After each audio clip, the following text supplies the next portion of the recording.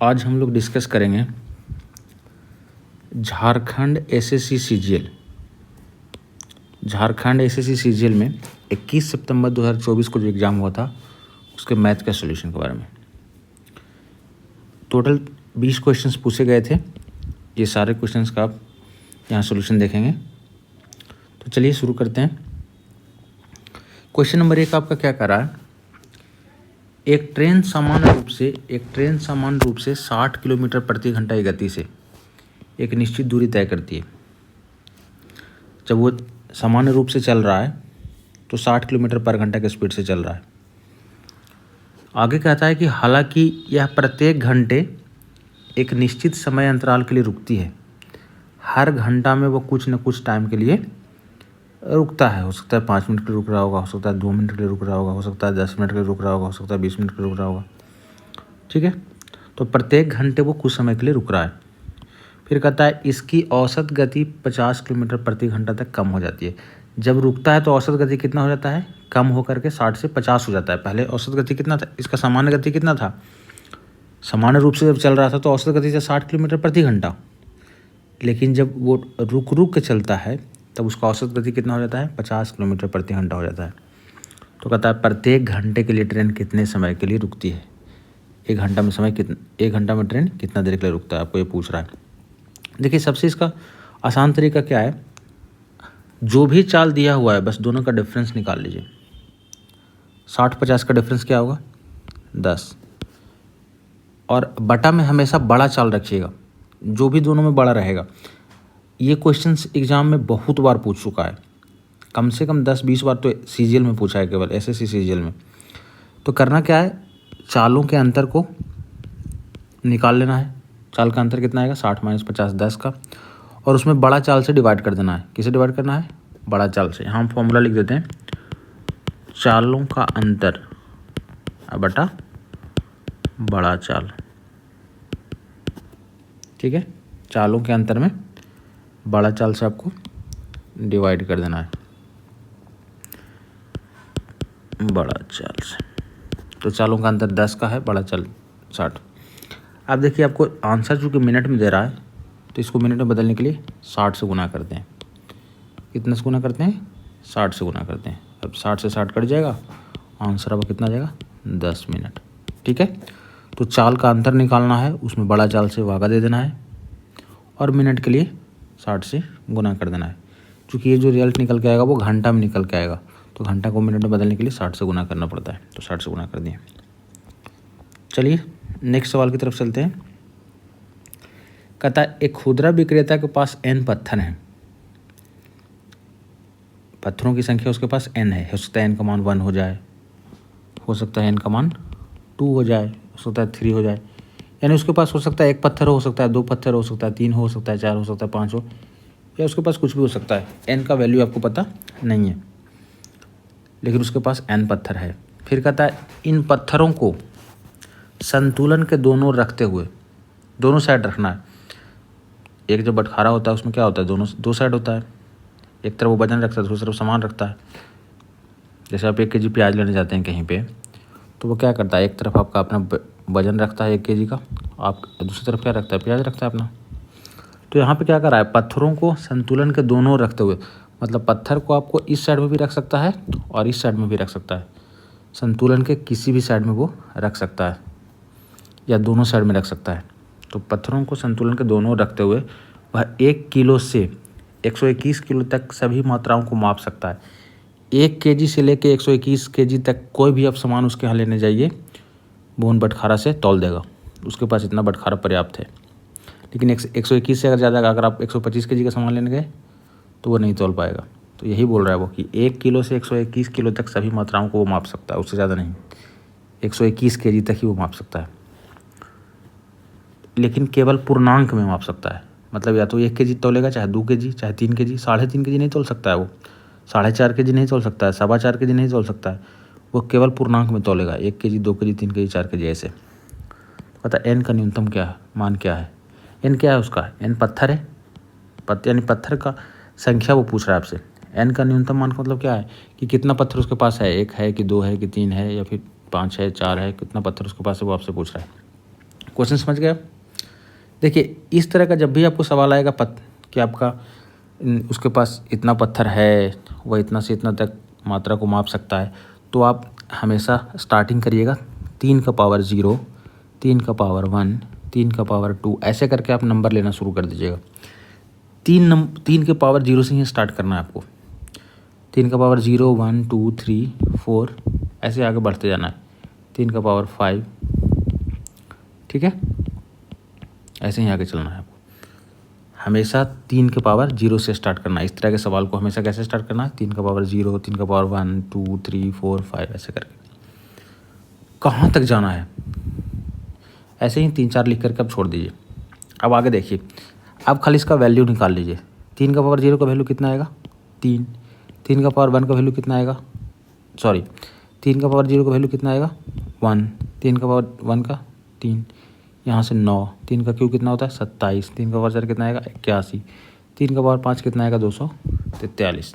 इतना आपको पता है। चलिए अब देखिए, हमको 121 केजी तक मापना है, तो 121 से बड़ा वैल्यू तो हम लेंगे ही नहीं। जितना केजी तक माप हमको करना है लास्ट, उससे बड़ा वैल्यू मेरा नहीं चलेगा, उससे छोटा वैल्यू चलेगा। ठीक है, ठीक है। अब आगे देखते हैं। अगर ये यहाँ पे कहता कि 1 किलो से 4 किलो तक हमको मापना है, 121 जो लिखा हुआ है 1 to 121 केजी तक वो माप सकता है। अगर ऐसा ना कह के वो बोलता कि 1 से 4 केजी तक ही माप सकता है, तो उसके पास पत्थरों का न्यूनतम संख्या क्या है? तो देखिए इन दोनों को लेंगे तो 1 और 3 कितना हो जाएगा? 4। मतलब कि पत्थरों का न्यूनतम संख्या उसके पास कितना है? 1 और 2। उसके पास पत्थरों की न्यूनतम संख्या 2 है। अगर वो कहता कि 1 से हमको सिर्फ 13 केजी तक मापना है, 1 केजी से 13 केजी से 1 केजी से लेकर के 13 किलो तक ही वो माप सकता है वो विक्रेता। तो यहाँ देखिए 1, 3, 4, अगर इसमें 9 भी जोड़ दें, 1, 3 और ये 9 भी जोड़ दें इसमें, तो कितना हो जाएगा? 9, 3, 12, 12, 1, 13। यानी उसके पास अगर 3 पत्थर रहेगा तो वो 13 केजी तक माप सकता है 1 केजी से लेकर के। उसी तरह से अगर 27 तक जोड़ दें तो 27, 9, 3, 1, 9, 3, 12, 1, 13 और 13 में 27 जोड़ेंगे तो कितना आएगा? 40। ठीक है। उसी तरह से अगर इसको भी ले लें, 81 को भी ले लें, तो 40 में 81 जोड़ देंगे तो कितना हो जाएगा? 121। यानी अगर 121 केजी तक उसको मापना है तो उसके पास कितना पत्थर चाहिए? 1, 2, 3, 4, 5। यानी n का वैल्यू कितना हो जाएगा? 5। लेकिन अगर उसको 40 केजी तक ही मापना होता तो 1, 2, 3, 4 पत्थर लेते। अगर उसको 13 केजी तक ही मापना होता, अगर उसको 13 केजी तक ही मापना होता तो कितना पत्थर लेते? 1, 2, 3। अगर 4 केजी तक मापना होता तो 2। कोई दिक्कत? तो ये 40 वाला भी क्वेश्चन एग्जाम में पहले आया था। फिलहाल आपका 121 वाला आ रहा है। तो n का वैल्यू कितना आएगा? 5। अगर आगे और बड़ा क्वेश्चन रहेगा, 121 से भी बड़ा रहता तो 3 का पावर 5 भी लेते, उसके बाद 3 का पावर 6 भी लेते, लेकिन ज़्यादा बड़ा आएगा नहीं इसमें। तो यहाँ पे क्या आएगा? n का वैल्यू 5। ठीक है। नेक्स्ट 53 क्या है? पहला दिया हुआ है क्या? 33 का पावर 3 और 3 का पावर 33, इसमें इसको बड़ा रखा हुआ है। अब देखिए जब हम इसको सॉल्व करेंगे इस नंबर को, तो इसको हम 3 का पावर 11 का पावर 3 लिख सकते हैं, 11 3 33 लिख सकते हैं ना। अब इसको सॉल्व करेंगे तो क्या आएगा? ये क्या है? 33 का पावर 3। अब आप खाली ये सोच के देखिए इन दोनों नंबर को, ये 3 का पावर कितना बड़ा नंबर है। अगर दोनों का पावर सेम है तो जिसका बेस बड़ा होगा वो बड़ा हो जाएगा। तो इसका बेस बड़ा तो ये बड़ा होगा ना। 3 का पावर 11 तो 33 बहुत ज़्यादा बड़ा है, तो ये बड़ा होगा। यानी कि मतलब क्या है? गलत है, गलत कथन है ये। दूसरा क्या है? दूसरा कथन आपका है 3, 3, 3 ग्रेटर दैन 3 का पावर 3 का पावर 3। अब देखिए 3 का क्यूब कितना होता है? 27, और ये 27 का भी क्यूब है। 27 का क्यूब 5 का क्यूब 7 का क्यूब भी होता है, वो 343 होता है। 7 का क्यूब भी इस नंबर से बड़ा हो जाएगा। ये तो 27 है, फिर भी इसका क्यूब कितना बड़ा होगा? इसका क्यूब होता है 19,683। ठीक है। तो ये तो बड़ा नंबर है, लेकिन यहाँ पे उल्टा लिखा हुआ है, यानी ये भी गलत है। यानी आपका आंसर क्या होगा, ना तो 1 और ना ही 2, दोनों में से कोई भी कथन सत्य नहीं है। अगला सवाल देखिए 54 आपका क्या है, कह रहा है कि x plus y plus z is equal to 22। X by z का मान क्या दिया हुआ है, 22 दिया हुआ है। X y plus y z plus z दिया हुआ है कितना, 35, और आपसे इसका मान पूछ रहा है। सबसे पहले देखिए आपके पास वेरिएबल्स यहाँ कितने हैं, 3 वेरिएबल है, एक्स वाई और जेड। इसका 3 वेरिएबल है। इक्वेशन कितना है, वेरिएबल कितना है, 1 2 3, तीन वेरिएबल है, 3 वेरिएबल है और 3 वेरिएबल है यहाँ पे। और आपके पास इक्वेशन कितना है, एक इक्वेशन ये है और एक इक्वेशन ये है। आपके पास 2 ही इक्वेशन है। अगर 3 वेरिएबल को सॉल्व करना है तो 3 इक्वेशन होना ज़रूरी है। अगर 3 इक्वेशन नहीं है तो 3 वेरिएबल को हम सॉल्व नहीं कर सकते हैं। तो इस कंडीशन में क्या करेंगे, हम एक वेरिएबल को अपने आप से 0 कर देते हैं। तो चलिए मान लेते हैं कि z क्या है, मेरा 0 है। तो जैसे ही z को 0 किए, यहाँ by Z 0 into something 0, 0 into something 0। By Z क्यों 0 हो गया, क्योंकि इसमें z है और z 0 माने तो पूरा 0 हो जाएगा। zx क्यों 0 हुआ, क्योंकि zx में भी z 0 है, तो 0 को किसी से गुना करेंगे तो 0 हो जाएगा।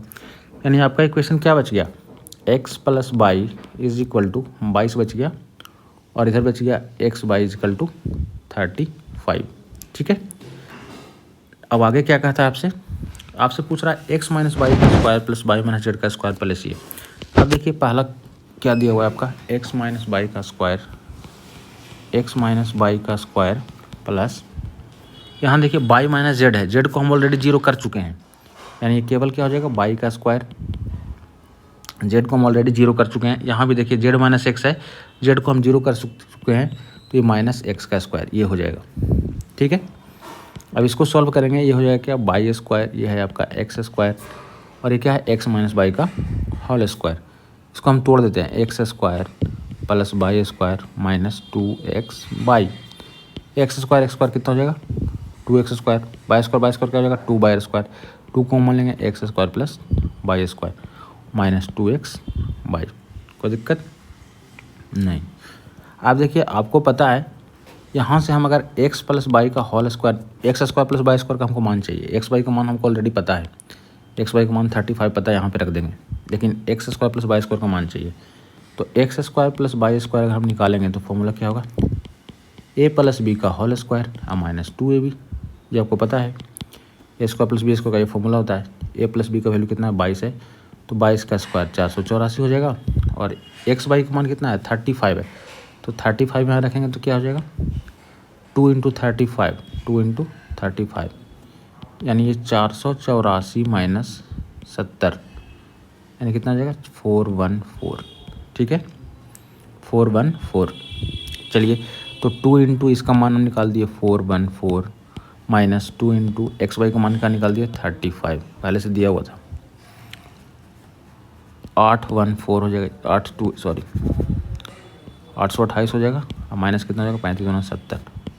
सॉल्व करेंगे तो 8, 12 में 7 ये 5 और ये 7, ये आपका कितना हो जाएगा, 758। तो ये आपका आंसर आ गया 758। ठीक है। चलिए नेक्स्ट सवाल की तरफ चलते हैं। कहता है एक सप्ताह, x दिन, x घंटा, x मिनट और x सेकंड में कुल कितने सेकंड होते हैं, इन सब को जोड़ना है आपको। यहाँ ध्यान दीजिएगा,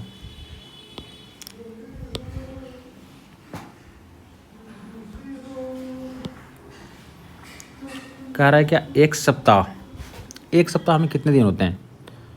अगर सप्ताह को हम सेकंड में बदल देंगे तो कैसे होगा, एक सप्ताह में 7 दिन, एक दिन में 24 घंटा, एक घंटा में 60 मिनट और एक मिनट में 60 सेकंड, यानी एक सप्ताह में इतना सेकंड हो जाएगा आपका। लेकिन आपके पास एक सप्ताह है तो इंटू एक्स इतना सेकंड हो जाएगा। ठीक है। एक्स दिन, एक दिन में 24 घंटा, फिर एक घंटे में 60 मिनट, एक मिनट में 60 सेकंड, लेकिन आपके पास एक्स दिन है तो इंटू एक्स। उसी तरह से एक्स घंटा आपके पास है तो एक दिन में, एक्स घंटा आपके पास है तो एक घंटा में 60 मिनट और एक मिनट में 60 सेकेंड, लेकिन एक्स है तो इंटू एक्स, एक्स मिनट आपके पास है तो 1 मिनट में 60 सेकेंड, तो एक्स मिनट में इंटू एक्स, एक्स सेकेंड है तो 1 मिनट में 1 सेकेंड में 1 सेकेंड होगा, तो 1 सेकेंड में 1 सेकेंड हो जाएगा। अब देखिए इसको जोड़ना पड़ेगा आपको, पहले तो सबको गुना करना होगा, इन सारे नंबर को आपको पहले गुना करना होगा और उसके बाद क्या करना पड़ेगा, जोड़ना पड़ेगा। तो देखिए यहाँ से एक बात तो क्लियर है, देखिए कुछ करने का ज़रूरत ही नहीं है। एक बात तो क्लियर है कि सब के अंत में, इसके अंत में 2 जीरो आएगा, जब गुना करेंगे तो इसके अंत में 2 जीरो आएगा, इसके अंत में 2 जीरो आएगा, इसके अंत में 1 जीरो, इसके अंत में 1, यानी लास्ट में तो 1 ही रहेगा। अगर हम जोड़ेंगे सबको गुना करके तो लास्ट में कितना आएगा, 1 आएगा। और एक कितने ऑप्शन में है, बी और डी में है।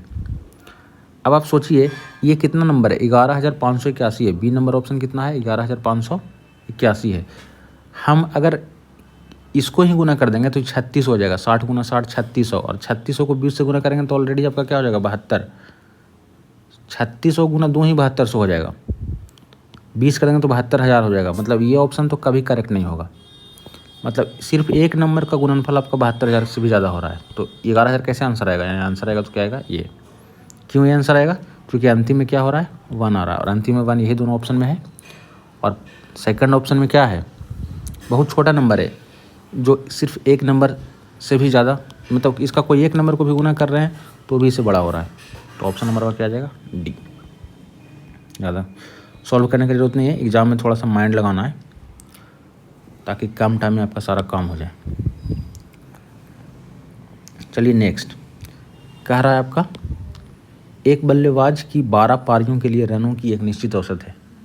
एक बल्लेबाज का 12 पारियों के लिए रनों की एक निश्चित औसत है, ठीक है। मान लेते हैं कि 12 पारी के लिए उसका औसत x है। फिर कहता है 13वीं पारी में वह 96 रन बनाता है। 13वीं पारी मतलब कोई एक पारी है, 13वीं पारी का सेंस क्या है कि एक कोई पारी है, 12 के बाद जो खेला है वो 12 के बाद जो एक पारी खेला है 13वां, उसमें उसने 96 रन बनाया, यानी 12 पारी का औसत x था, एक पारी में जो रन बनाया वो क्या है 96, तो एक पारी का औसत 96 हो जाएगा। फिर कहता है आगे कि जिससे उसका औसत 5 रन बढ़ जाता है, तो 12 पारी यहाँ, एक पारी यहाँ, टोटल उसका पारी कितना हो गया 13, और औसत बढ़ गया 5 से, यानी पहले औसत उसका x था 12 पारी तक, तो 13 पारी तक औसत क्या हो जाएगा 5 बढ़ गया, x + 5। अब यहाँ देखिए 13 पारी द्वारा कुल रन कितना हो जाएगा 13x + 13 × 5 = 65। इधर 12 पारी का कुल रन कितना होगा 12x, एक पारी का रन कितना है 96, दोनों बराबर हो जाएगा। क्यों, क्योंकि 12 पारी का रन एक पारी का रन, ये 13 पारी का रन है और ये 13 पारी का रन है, बराबर हो जाएगा। 13 पारी का रन, 13 में से आप 12 घटाएंगे, 13 में से 12 घटाएंगे तो कितना हो जाएगा x हो जाएगा। इधर 96 में 65 घटाएंगे, 9 में 6 में से 5 गया 1, 9 में से हो गया 3, 31। x का मान आपका आ गया 31। आपसे पूछ रहा है 13वीं पारी के बाद उसका औसत क्या है, तो 13वीं पारी के बाद तो उसका औसत 5 बढ़ गया था, x + 5 हो गया था, यानी x + 5 का मान कितना हो जाएगा 36।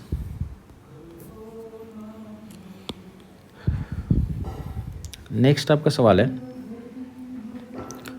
1 - 57 नंबर, 1 - cot थीटा बटा 1 - tan थीटा का होल स्क्वायर + 1, ये आपका क्वेश्चन दिया हुआ है, ठीक है।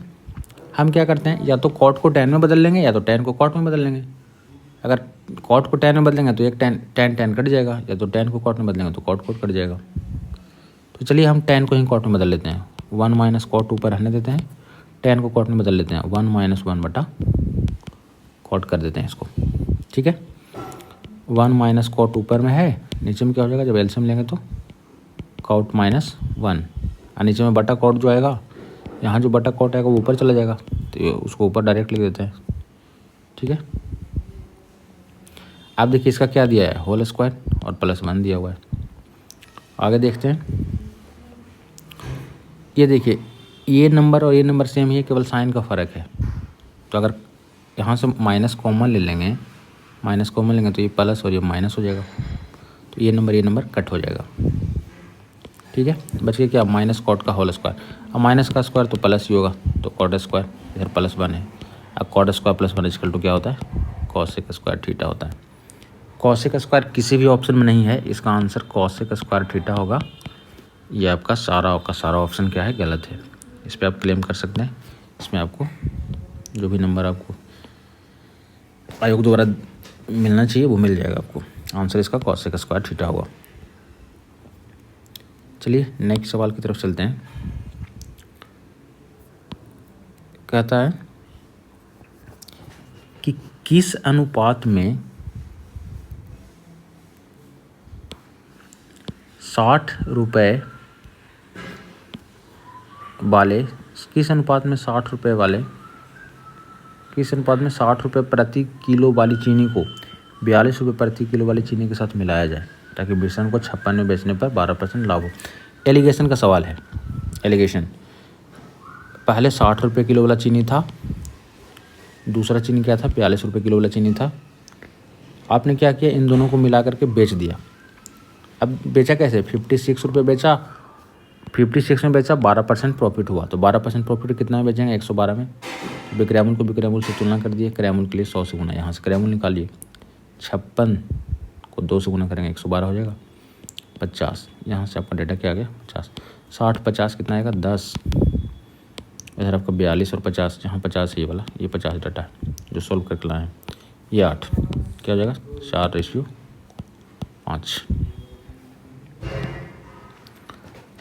तो कह रहा है कि यही तो पूछ रहा है कि किस रेशो में हम उसको मिलाया जाए। तो 4 और 5 के रेशो में मिलाना पड़ेगा आपको। चलिए नेक्स्ट सवाल कहता है कि अन्ना ने अपनी कार बन्ना को 20% के लाभ पर बेचा। मान लेते हैं कि अन्ना किसी कार को 100 में खरीदा होगा। ठीक है, मान लिए कि अन्ना किसी कार को कितना में खरीदा होगा, 100 में खरीदा होगा। अन्ना किसी कार को 100 में, बन्ना को 20% लाभ पर बेच दिया। बन्ना बी फॉर बन्ना 20% लाभ पर कितना में बेचेगा, 120 में। 30% लाभ पर कितना में, 130 में। ठीक है, फिलहाल 20% लाभ पर बेच रहा है तो 120 में बेच दिया। फिर बन्ना ने चन्ना को, अब देखिए बन्ना अगला चन्ना को बेच रहा है 10% के लाभ पर। बन्ना कितना में खरीदा है, 120 में खरीदा है। अब 120 में खरीद के 10% लाभ पर बेच रहा था। 120 का 10% कितना आएगा, 12। तो 12 लाभ पे बेच रहा है, मतलब 120 + 12 यानी 132 में बेचेगा। 120 + 12 यानी 132 में बेचेगा। आय कहता है चन्ना ने मन्ना को 9.09% हानि पर बेचा। ये मन्ना को बेच रहा है, लॉस पर बेच रहा है इस बार। तो 9% = कितना आएगा, 9/100। 11×99। अगर ये 99 होता तो ये थोड़ा सा ज़्यादा बड़ा वैल्यू है ना, यानी लगभग आप अगर इसको कट करिएगा तो 1/11 आएगा, यानी 1/11 रुपये लॉस पर बेच दिया। तो 132 का 1/11 कितना आएगा, 132 का 1/11 कितना आएगा, 11, 1/11 दोनों 22, 12 रुपये आएगा। यानी 12 रुपये लॉस पर इसको बेच दिया। ठीक है, 12 रुपये इसको लॉस पर बेच दिया। तो कितना में बेचा होगा, 120 में बेच दिया होगा मन्ना को। फिर कहता है मन्ना ने अपनी खरीद मूल्य का, अब ये तो बेचने वाला है लेकिन मन्ना तो खरीदने वाला है। यानी चन्ना बेचा मन्ना को 120 में, तो मन्ना भी खरीदा होगा कितना में, 120 में। हम जितना में किसी को सामान बेचेंगे अगला आदमी उतना ही में खरीदेगा। ठीक है, तो 120 में आपका मन्ना ने खरीदा। कहता है कि मन्ना ने अपनी खरीद मूल्य का 10% खर्चा किया। अब देखिए 120 का 10% कितना आएगा, 12, यानी 12 रुपये ही खर्चा कर दिया है। तो 12 रुपये खर्चा करने का मतलब क्या है कि अब इसका मूल्य क्या हो गया, 132 रुपये हो गया। 120 में खरीदा, खरीदने के बाद जो भी आप खर्च करते हैं वो आपके क्रय मूल्य में ही जा करके ऐड हो जाता है। तो इसका क्रय मूल्य क्या है मन्ना का, 132। और फिर कहता है खर्च करने के बाद इसे अन्ना को फिर से इतना प्रतिशत लाभ पर बेच दिया। अन्ना कौन था, पहला आदमी था। यानी ये क्या किया, 132 का सामान को 8.33% का लाभ लिया, फिर से वापस इसी को चिपका दिया, अन्ना को ही चिपका दिया। तो अन्ना को नुकसान क्या है, अन्ना का क्या नुकसान हुआ जो पूछ रहा है। तो यहाँ देखिए 132 का सामान है, 8.33% का इसको लाभ पर बेच रहा है। तो 8.33% का लाभ आपका लगभग में कितना आएगा, 8/100 अगर कर दें, 8 इसको 25 मान के अगर चलें तो 12/8 = 96। ऑलमोस्ट आपका क्या आएगा, 12 से 1/12 आ जाएगा इसका, ऑलमोस्ट 1/12 आएगा। ठीक है, तो आप देखिए 1/12 मतलब 132 का 1/12 कितना आएगा, एक एक 11, यानी कि 11 रुपये प्लस करके बेच दिया। तो 11 रुपये प्लस मतलब क्या है 143, 143 यहाँ से आ जाएगा। तो अन्ना को ही वापस चिपका दिया कितना में 143 में चिपका दिया। और अन्ना देखिए पहले क्या किया था, अगला बन्ना को दिया था 120 में, तो 20% तो प्रॉफिट ये ऑलरेडी ले चुका था। बन्ना को 120 में दिया तो 20% प्रॉफिट तो पहले ले चुका था। लेकिन अब क्या हुआ, ये 23 रुपये और ज़्यादा लगा लिया, 23 रुपये और ज़्यादा में ख़रीद लिया, यानी कि इसको क्या होगा, टोटल 23% का क्या हो जाएगा, लॉस हो जाएगा। कैसे, ऑलरेडी इसको लॉस तो 43 का हो रहा है, 100 का सामान 43 में खरीदा, 43 का लॉस हो रहा है। लेकिन हुआ क्या कि पहले शुरू में ही बन्ना को 20 रुपये ज़्यादा में बेच दिया था, तो 20 रुपये तो उधर से ही कमा लिया था, यानी कि उसको लॉस तो 23 रुपये का हुआ ना। तो 23 रुपये का उसको लॉस हुआ, यानी 23% का लॉस हो रहा है उसको। ठीक है, नेक्स्ट सवाल कहता है एक ठोस लकड़ी के घन से, देखिए एक लकड़ी का घन है, घन जब भी कहेगा तो हम वर्ग जैसे ही बनाएंगे उसको। इसको हम मान के चलेंगे क्या है, ये घन है, लिख देंगे। एक ठोस लकड़ी के घन से अधिकतम आयतन का एक लंबवृत्तीय, एक ठोस लकड़ी के घन से अधिकतम आयतन का एक लंबवृत्तीय बेलन काटा जाता है। बेलन जब भी काटने के बारी आएगा तो समझिएगा कि ऐसे ही बेलन काट देते हैं। ये बेलन आपका कट गया। ठीक है, आप देखिए, आप अपना सहूलियत के लिए ये नीचे वाला पोर्शन हटा दे सकते हैं।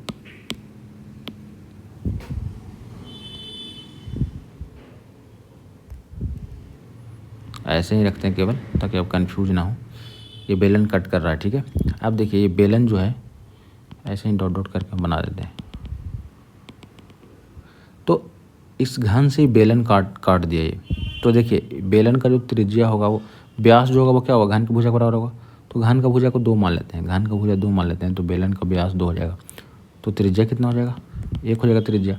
लेकिन ऊंचाई क्या होगा, इस भुजा के बराबर होगा। ये ऊंचाई जो है भुजा के बराबर है, फिगर से ही सब कुछ दिख रहा है, यानी ऊंचाई क्या हो जाएगा, 2 हो जाएगा। तो अब कह रहा है क्या कि बची हुई सामग्री मूल घन के आयतन का कितना % है। तो पहले देखिए मूल घन का आयतन कितना होगा, 2 का क्यू, चूँकि घन का भुजा को 2 माने हैं तो 2 का क्यू, घन का भुजा कितना हो गया 8। बेलन का आयतन क्या हो जाएगा, पाई r स्क्वायर h, r1 है h2 है, यानी क्या हो जाएगा, ये हो जाएगा 2 × 22/7, यानी 44/7। ये 8 है, 8 से 56, इसको रेशियो में बदल लेते हैं, इसको कट कर देते हैं 1 मिनट।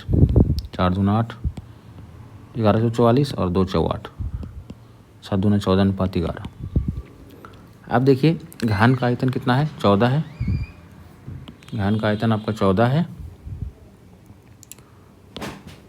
और जो आप बनाए बेलन उसका आयतन क्या है, 11 है। तो कह रहा है क्या, क्वेश्चन क्या है, बची हुई सामग्री, तो सामग्री कितना बची है, 14 में से 11 बना लिए, तो 3 सामग्री बच गया।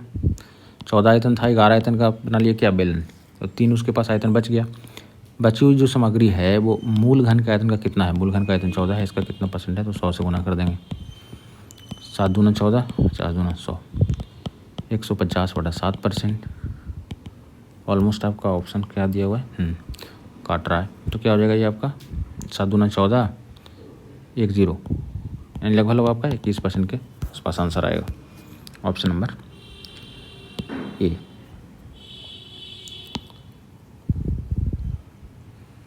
नेक्स्ट क्वेश्चन आपका, एक शंकु के आधार की त्रिज्या दोगुनी कर दी जाए। एक शंकु के आधार की त्रिज्या क्या कर दी जाए, दुगुनी कर दी जाए, और नए शंकु का आयतन मूल शंकु का आयतन का 3 गुना हो। जब त्रिज्या दुगुना करेंगे, चल देखिए पहले शंकु का आयतन क्या होगा, 1/3 पाई r स्क्वायर h। नया शंकु बनाएंगे उसका आयतन 1/3 पाई r2 स्क्वायर h2। कहता आधार की त्रिज्या दुगुना कर दी जाए, मतलब अगर इसका त्रिज्या 1 होगा तो इसका त्रिज्या को अब 2 कर दिए, ठीक है, इसका त्रिज्या को क्या कर दिए, 2 कर दिए। तो ऐसा करने से क्या हो गया, नए शंकु का आयतन मूल शंकु का आयतन का 3 गुना हो गया। नया वाला जो शंकु बना इसका आयतन मूल वाला के आयतन का 3 गुना, ये 3 गुना है, ये 3 गुना है, तो अगर इधर 3 से गुना करेंगे तो बराबर हो जाएगा, ठीक है। अगर ये 3 गुना है तो इधर ही 3 से गुना करेंगे तो ये तो 9 गुना हो जाएगा। तो 3 से इधर गुना करेंगे तो क्या हो जाएगा, ये बराबर होती है, 3 से इधर गुना कर दिए, बराबर हो गया। अब देखिए 1/3 पाई 1/3 पाई कट हो गया, ये 3 हो गया, ये 1 है तो 1 का स्क्वायर 1 H1। इधर क्या है आपका 2 है, R का मान 2 है, 2 का स्क्वायर 4H2। आपको पता है H1H2 का रेशियो निकालना है तो क्या करते हैं, इधर वाला गुणांक इधर आ जाएगा और इधर का गुणांक इधर चला जाएगा, यानी दोनों की ऊंचाई का अनुपात क्या आ गया 4:3। 4:3। अगला सवाल आपका है 8400 रुपये की एक राशि एक निश्चित समय में इतना प्रतिशत वार्षिक साधारण ब्याज की दर से इतना हो जाता है। 8400 था प्रिंसिपल, हो गया कितना 11,046 हो गया। चलिए प्रिंसिपल आपका दिया हुआ है 8400, अमाउंट कितना हो गया 11,046। यहाँ से ब्याज कितना हो जाएगा, इसको घटा लेंगे, 8400 को घटा लेंगे 6 4 10 में से आ गया 6 10 में से आ गया 2 2646 आ गया। ठीक है, यहाँ पर कितने क्या निकल गया, ब्याज निकल गया। अब हमको देखिए पता है ब्याज का फॉर्मूला क्या होता है, ब्याज है कितना 2646 ब्याज है। ब्याज का फॉर्मूला क्या होता है, मूलधन गुना समय गुना दर बटा 100। दर क्या है 8.75, इसको हम क्या बोलेंगे 35/4%। ठीक है, 35, 4 नीचे चलाएगा, 00 कट हो जाएगा, 4 से काटेंगे 21, 21 से काटेंगे 1 5 4 1 दूना 42 और 12 बच जाएगा, 21 6 126। ठीक है, यानी टी का वैल्यू कितना आ गया 126/35। उसके बाद क्या कहता है कि 9600 रुपये की राशि पर समान दर से समान समय के लिए साधारण ब्याज क्या होगा। इस बार 9600 का ब्याज पूछ रहा है, तो ब्याज का फॉर्मूला फिर से क्या होगा, मूलधन 9600 है गुना समय 126 बटा कितना आ गया है 35, दर आपका क्या है 35/4/100, मूलधन गुना समय गुना दर बटा 100, ब्याज आपका आ जाएगा। चलिए इसको कट करते हैं, 00 से 00 कट हो जाएगा, 35 कट हो जाएगा, 4 से 2496, यानी 24 गुना 126 बच गया, 24 छक्का 144 बाकी 14, 24 दूना 48, 48 4 52 10 62 बाकी 6 और 24 और 6 30, 3024 आपका ब्याज हो जाएगा 3024। चलिए नेक्स्ट सवाल की तरफ बढ़ते हैं। यहाँ पे कह रहा है कि दो संख्याओं का HCF 21 है, दो संख्याओं का HCF 21 है, उनका एलसीएम HCF का 221 गुना है। HCF आपको दिया हुआ है कितना 21 और एलसीएम जो है HCF अगर 21 है तो एलसीएम क्या है HCF का 221 गुना, HCF का 221 गुना, ये एलसीएम है आपका। एक संख्या का रहा 200 और 300 के बीच में है, तो दूसरी संख्या के अंकों का योग। सबसे पहले देखिए अगर HCF दिया हुआ है तो यहाँ से हम सबसे पहले संख्या निकालेंगे। जब हमको क्वेश्चन में HCF दिया रहा है तो संख्या निकालेंगे। संख्या निकालने का तरीका क्या है, कोई भी संख्या HCF का गुणज होता है, तो मान लेते हैं कि पहला संख्या 21 है और दूसरा संख्या 21B है। ठीक है, कोई भी संख्या हमेशा HCF का गुणज ही होगा, तो पहला संख्या को मान लिया 21A और दूसरा संख्या को मान लिया 21B, तीसरा तो 21C हो जाता, लेकिन दो ही संख्या का काम है फिलहाल हमको।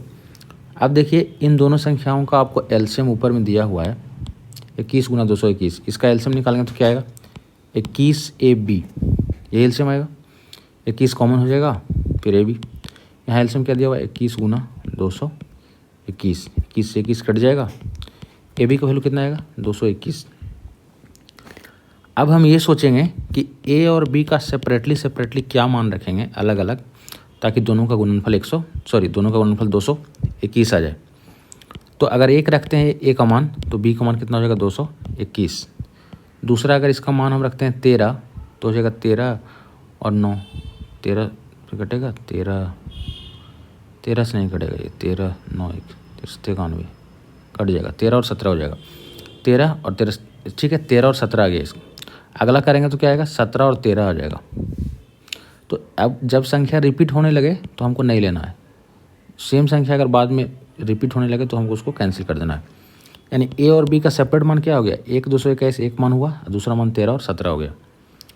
अब देखिए हमको एग्जैक्ट वैल्यू क्या था 21A और 21B संख्या है आपका, तो जैसे ही A का मान 1 रखेंगे तो संख्या 21 गुना 1 21 हो जाएगा। लेकिन एक संख्या 200 और 300 के बीच वाला चाहिए हमको, यानी इस वैल्यू से 200 और 300 के बीच का संख्या नहीं आएगा। इसे ट्राई करके देखते हैं। जैसे ही 21 को 13 से गुना करेंगे तो 200 21 से 63, हाँ 200 300 के बीच में आ जाएगा। 13 से जैसे ही 21 को गुना करेंगे 13 गुना 21 तो 200 से 300 के बीच में संख्या आ जाएगा। तो लेकिन वो कह रहा है कि अगर एक संख्या 200 300 के बीच है तो दूसरी संख्या के अंकों का योग, हमको पहला संख्या नहीं निकालना, दूसरा संख्या निकालना है। तो दूसरा संख्या तो 21 भी है और बी का मान कितना है 17 है, यानी दूसरी संख्या हो जाएगा 21 गुना 17, यानी 17 गुना 1 17, बाकी एक 17 गुना 34 और 1 35, यानी दूसरी संख्या आ गया मेरा 357। इसके अंकों का योग पूछ रहा है 3 5 7, 3 5 8 8 7 15, अंकों का योग इसका आ जाएगा 15।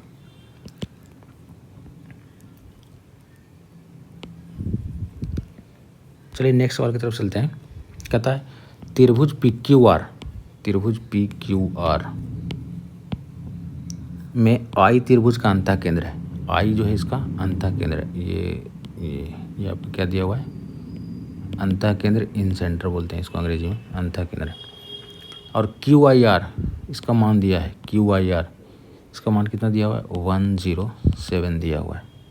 तो P का मान पूछ रहा है। आपको पता होगा कि अंतः केंद्र पर जो कोण बनता है वो 90 प्लस a/2 के बराबर होता है। a मतलब यहाँ पे P है तो यहाँ पे P हो जाएगा, ठीक है। ऐसे बोलते हैं 90 प्लस सामने वाला कोण के आधा के बराबर होता है। किसी अंतः केंद्र पर जो कोण बनता है वो 90 प्लस सामने वाला कोण कौन सा है P, सामने वाला कोण के आधे के बराबर होता है। और अंतः केंद्र पर जो कोण बना हुआ है कितना दिया है 107। अंतः केंद्र पर जो कोण बनता है वो 90 प्लस सामने वाले कोण के आधे के बराबर होता है। अब देखिए 90 को उधर ले जाके घटा देते हैं तो 107 पे जब 90 घटाएंगे तो कितना आएगा 17 आ जाएगा, यहाँ से हो जाएगा P/2। कोण P का मान कितना आ जाएगा 34 डिग्री हो जाएगा, 34, ठीक है। अंतः केंद्र पर जो कोण बनता है वो क्या होता है 90 प्लस P/2 के बराबर। कोई दिक्कत, 90 प्लस सामने वाले कोण का आधा। चलिए नेक्स्ट सवाल आपका है 65। ये सारे ज्योमेट्री के नॉर्मल से कॉन्सेप्ट हैं, हर एग्जाम्स में आते हैं, मतलब कोई बहुत ज़्यादा बड़ा कॉन्सेप्ट नहीं है, जो एकदम बेसिक कॉन्सेप्ट है ज्योमेट्री का, बस वही सब पूछा हुआ है सारा। कहता है एक वृत्त में AB और DC दो जीवा है। एक सेकेंड, इस वृत्त को थोड़ा अच्छा कर लेते हैं। कहता है एक वृत्त में AB और DC दो जीवा है। एक जीवा का लंबाई है आपका, एक जीवा का लंबाई है आपका AB और एक जीवा का लंबाई आपका क्या है DC, ठीक है। एक जीवा का लंबाई है आपका AB और एक जीवा का लंबाई क्या है DC। AB और DC को बढ़ाया जाता है, AB को और DC को आप बढ़ा रहे हैं, P पर मिलता है, P पर मिला दिए। यदि PC का मान दिया हुआ है आपका 5.6, इसका मान दिया है 5.6, PB का मान है 6.3, PB का मान क्या है 6.3 और AB का मान है 7.7। तो CD की लंबाई, इसका लंबाई पूछ रहा है, इसका लंबाई को x मान लेते हैं। इसमें देखिए क्या होता है, फॉर्मूला क्या है, टोटल इंटू आउटसाइड बराबर टोटल इंटू आउटसाइड, ठीक है। T का मतलब क्या है लिख देते हैं टोटल, O का मतलब क्या है आउटसाइड। टोटल का सेंस क्या है A से लेकर के P तक टोटल, आउटसाइड में क्या है P से लेकर B तक, ये वाला बाहर वाला पोर्शन क्या है आउटसाइड है, ठीक है। इधर टोटल क्या है D से लेकर P तक आपका टोटल है और आउटसाइड क्या है P से लेकर C तक। तो टोटल इंटू आउटसाइड बराबर टोटल इंटू आउटसाइड होता है। तो इधर का टोटल क्या हो जाएगा 7.7, 6.3, 7 से 13 14, टोटल हो जाएगा 14। आउटसाइड में क्या है 6.3 बराबर, इधर टोटल क्या है, इधर टोटल है x plus 5.6, x plus 5.6। Outside में क्या है, आउटसाइड में आपका क्या है 5.6 है, 5.6। बस इसको सॉल्व कर लेना है। 8 7 56, 8 से नहीं कटेगा, 7 से काटते हैं, 7 8 56, 7 9 63, 5 से पॉइंट पहले ही कट गया, 14 9 126। चलिए काट लेते हैं, 4 दूना 8, 7 दूना 14, 9 से 63/4, 63/4। अगर 63/4 सोल्व करें तो 15 4 60 और 4 7 28, 4 25 20, 15.75 आ जाएगा सॉल्व करके। और जिसके बराबर क्या दिया हुआ है x प्लस 5.6, तो x का मान क्या आएगा 5.6 घटा लेंगे, 15 में 6 गया तो 9, 16 में 6 में 5 गया 1, और हो जाएगा कितना 10.19। ठीक है, सॉरी यहाँ पे थोड़ा गड़बड़ हो गया, यहाँ पे 0 है ना, सॉरी 0.15 और ये 10 आ जाएगा, x का मान आ गया ये। 75 में 60 घटाएंगे 15, 15 में 5 घटाएंगे 10, यहाँ पर आ गया 10.15।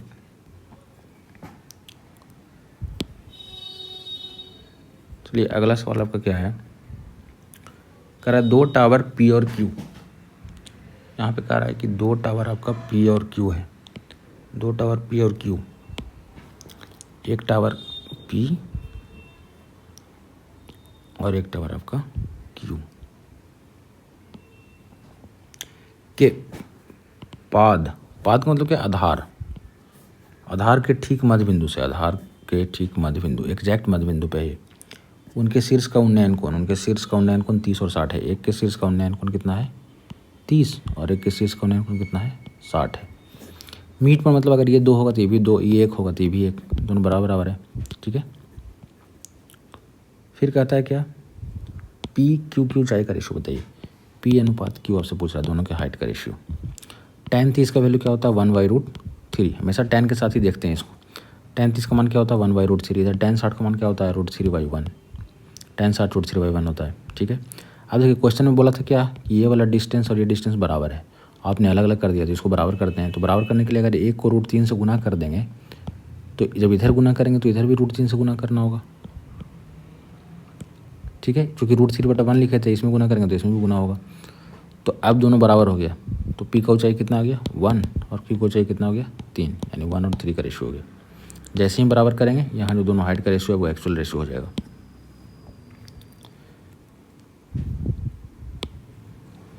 नेक्स्ट सवाल आपका है 3.5 मीटर त्रिज्या वाला एक बेलनाकार बर्तन।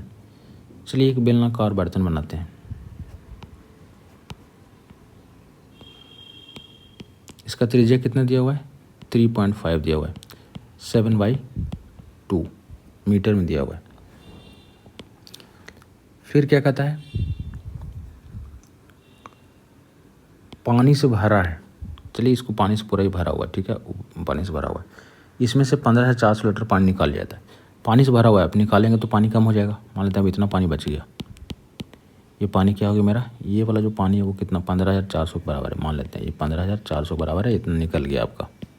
तो अब इतना ही पानी आपके पास बचा हुआ है, इतना पानी क्या हो गया निकल गया, ये पानी निकल गया आपका। ठीक है, फिर कहता है कि बर्तन में पानी के स्तर में कितनी गिरावट होगी। पहले स्तर यहाँ था, अब स्तर यहाँ आ गया, तो कितना गिरावट हुआ। मान लेते हैं कि h का गिरावट हुआ, इसी h का वैल्यू पूछ रहा है। तो ये देखिए, ये जो आयतन होगा, ये जो इतना आपका आयतन होगा वो क्या होगा, बेलन का आयतन पाई स्क्वायर h, पाई r स्क्वायर h। और ये जो आयतन होगा वो किसके बराबर होगा 15,400 लीटर के बराबर होगा, 15,400 लीटर के बराबर होगा। कोई दिक्कत नहीं। अब देखिए पाई का मान क्या होता है, पाई का मान होता है 22/7, 22/7। आर का वैल्यू क्या है 7/2 मीटर में है ये। अगर इसको सेंटीमीटर में बदलें तो 100 से गुना करना पड़ेगा, यानी ये क्या हो जाएगा 350 सेंटीमीटर। ठीक है, सेंटीमीटर में क्यों बदल रहे हैं इसको, पहले इसको लिख लेते हैं 350 सेंटीमीटर, फिर आर 2 बार है तो 350 गुना एच का वैल्यू तो पता नहीं है, वही निकालना है, गुना एच बराबर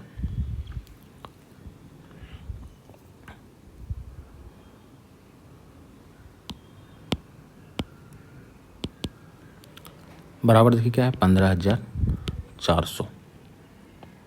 ये लीटर में है, ये किस में है 15,400 लीटर है ये लीटर। अगर इसको सेंटीमीटर में बदल दें तो इसको भी सेंटीमीटर में बदल देते हैं, तो हमको पता होता है कि 1 लीटर के बराबर होता है 1000 सेंटीमीटर क्यूब। 1 लीटर और कितना होता है 1000 सेंटीमीटर क्यूब। तो इतना लीटर और कितना होगा, इतना गुना 1000 सेंटीमीटर क्यूब। सेंटीमीटर में क्यों बदलें, चूँकि आंसर आपका सारा देखिए ऑप्शन सारा सेंटीमीटर में दिया हुआ है, तो हम इधर भी सेंटीमीटर में और इधर भी सेंटीमीटर में बदल लिए। बस 1 लीटर का मान होता है 1000 सेंटीमीटर क्यूब, ये आप याद रखिएगा। अब देखिए यहाँ पे 2 जीरो और यहाँ पे आपका 2 जीरो कट हो जाएगा। 7 से 7 बचे 35, 22 से काटेंगे 22 सते 154, फिर 7 से काटेंगे 7 बचे 35, अब 5 से काटते हैं 5 बचे 25 और 25 गुना 400 यानी एच का मान कितना आ जाएगा 40 सेंटीमीटर। ठीक है, एच का मान आपका आ गया 40 सेंटीमीटर। कहाँ आपका ऑप्शन इधर है, इसका मान आपका 40 सेंटीमीटर आ गया। ठीक है, तो आप याद रखेंगे क्या कि 1 लीटर के बराबर कितना होता है 1000 सेंटीमीटर क्यूब। ये ध्यान रखना है कि 1 लीटर के बराबर होता है 1000 सेंटीमीटर क्यूब। ठीक है, अब चलिए नेक्स्ट सवाल की तरफ चलते हैं।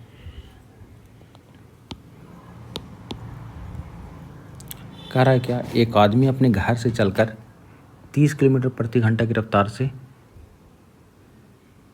एक आदमी अपने घर से चलकर 30 किलोमीटर प्रति घंटा की रफ्तार से चलकर 10 मिनट की देरी से ऑफिस पहुंचता है। 30 की रफ्तार से चल रहा है तो 10 मिनट लेट हो गया ऑफिस जाने में। बाद में कहता है कि 24 की रफ्तार से चलता है तो 18 मिनट की देरी से ऑफिस पहुंचता है। ठीक है, पहले वो 30 के स्पीड से चल रहा था, स्पीड, ये क्या है आपका स्पीड। पहले वो 30 के स्पीड से चल रहा था, बाद में कितना के स्पीड चलने लगा 24 के स्पीड से। आपको पता होना चाहिए कि टाइम का जो रेशियो होता है स्पीड के रेशियो का रिवर्स होता है। स्पीड के रेशियो का रिवर्स हो जाएगा, यानी क्या हो जाएगा 24:30। तो हो जाएगा 4 छक्का 24, सॉरी 6 से काटेंगे 6 से 24, 6 बचे 30। ठीक है, 4 से कटेगा नहीं, 7.5 हो जाएगा। तो 6 से काटते हैं 6 से 24, 6 बचे 30। स्पीड का रेशियो दिया हुआ है, पहले 30 स्पीड था, बाद में वो स्पीड को 24 कर दिया। और टाइम का रेशियो हमको पता है कि स्पीड का रेशियो का उल्टा होता है, मतलब ये वाला इधर आ जाएगा, ये वाला इधर चला जाएगा। तो टाइम का रेशियो हो गया 4 और 5। अब देखिए कह रहा है क्या, क्वेश्चन में आपको ये कह रहा है कि पहले वो जो था 10 मिनट देरी से ऑफिस पहुंचता था 30 के रफ्तार वाला में, जब 24 हुआ तो 18 मिनट लेट से पहुंचने लगा ऑफिस, 18 मिनट लेट। अगर दोनों बार लेट है तो अंतर घटा के निकालेंगे, मतलब एक बार 10 मिनट लेट, एक बार 18 मिनट लेट, यानी अंतर कितना का होगा 8 मिनट का अंतर होगा। ठीक है, अगर दोनों एक बार लेट है और एक बार पहले पहुंच जाता है, एक बार लेट से पहुंचता है एक बार पहले पहुंचता है, तो अंतर जोड़ के निकालेंगे। एक बार लेट रहेगा एक बार पहले रहेगा तो अंतर जोड़ के निकालेंगे। दोनों बार लेट रहेगा या दोनों बार पहले पहुंचेगा तो अंतर घटा के निकालेंगे। तो अंतर अब कितना हो गया 8, यहाँ घटा के निकलेगा। और यहाँ समय में कितना अंतर है 1 का है, तो अंतर को अंतर से कंपेयर कर दिए, समय के अंतर को समय के अंतर से कंपेयर कर दिए। निकालना क्या है ऑफिस की दूरी, दूरी क्या होता है चाल गुना समय। चाल 24 है, समय 5 है, या इधर से देख सकते हैं चाल 30 है, समय 4 है, तो क्या हो जाएगा 120। दूरी क्या हो जाएगा चाल गुना समय, यानी 24 गुना 5 120। अब ध्यान रखिए, आपको अगर आंसर किलोमीटर में पूछेगा तो चूँकि समय मिनट में है तो इसको घंटा में बदल लेंगे। ठीक है, तो घंटा बदलने के लिए 60 से भाग देते हैं, 60 दूना 120, 8 दूना 16 किलोमीटर। आपका आंसर कितना हो जाएगा 16 किलोमीटर। चलिए नेक्स्ट आपका सवाल है, एक समूह के 4 दिनों में, एक समूह के लोग 4 दिनों में एक काम करने का फैसला करते हैं। 4 दिन में कहता है काम कर देगा। समूह में कितना आदमी आपको नहीं पता है। अब कहता है लेकिन चूंकि हर दिन 20 आदमी बाहर हो जाते थे इसलिए 7वें दिन काम पूरा हुआ। बोला था कि 4 दिन में काम पूरा कर देंगे, लेकिन हर दिन 20 आदमी घर चला जाता होगा या काम से निकल जाता होगा, तो 7 दिन में काम पूरा हो पाया। तो शुरुआत में कितना आदमी थे, मान लेते हैं कि शुरू में X आदमी था। शुरू में मान लेते हैं समूह में कितना आदमी था X आदमी था। तो जब समूह में X आदमी था उसने कहा था कि 4 दिन में काम पूरा करेंगे, मतलब काम होगा 4x। X आदमी था, 4 दिन में काम पूरा करने के लिए बोला था, मतलब टोटल 4x काम उसके पास शुरू में था। बाद में क्या हुआ, हर दिन 20 आदमी बाहर हो रहा है, मतलब पहला दिन तो X आदमी काम किया, लेकिन अगला दिन क्या हो गया X माइनस 20, उसके अगला दिन क्या हो गया X माइनस 40। ठीक है, पहला दिन 20, अगला दिन 40 माइनस हो गया, फिर 20 माइनस हुआ, मतलब तो 20 में 20 में 40, अगला दिन फिर 20 माइनस होगा, यानी X माइनस 60। हर दिन 20 माइनस हो जा रहा है। अगला दिन X माइनस 80, उसके बाद X माइनस 100, ऐसे चलेगा डॉट। यहाँ तो 7 दिन बोल रहा है। तो अब ध्यान देखिएगा, एक्स एक्स एक्स 7x हो जाएगा। पहला दिन x आदमी था, अगला दिन x-20, अगला दिन x-40, ठीक है। तो 7 दिन तक ये सिलसिला चला, तो पहला दिन x, अगला दिन भी x, अगला दिन भी x, हर दिन x जुटेगा, तो क्या होगा 7x हो जाएगा। अगर ये 10 दिन रहता तो 10x होता, अगर 20 दिन रहता तो 20x होता, तो 7 दिन है तो 7x हो गया। उसके बाद देखिए क्या करना है, उसके बाद क्या देखिए, अब 20 का सिलसिला चलेगा, 20,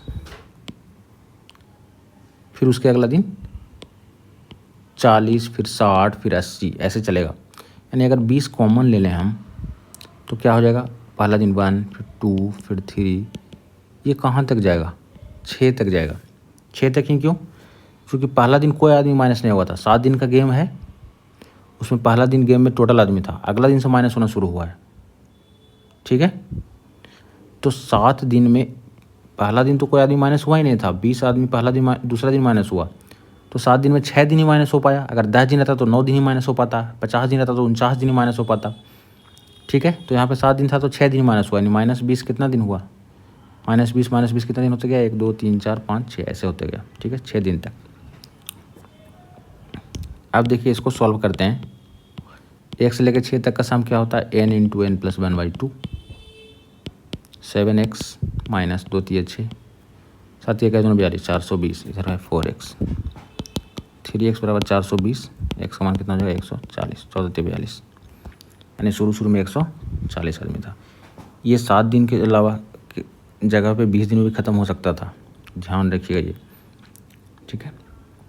20 दिन में होता तो 1 से लेकर कहाँ तक जोड़ते, 19 तक जोड़ते, क्योंकि पहला दिन 20 माइनस नहीं था, अगला दिन से स्टार्ट हुआ है, मतलब 20 दिन में 19 दिन ही माइनस हुआ है, तो 1 से लेकर 19 तक।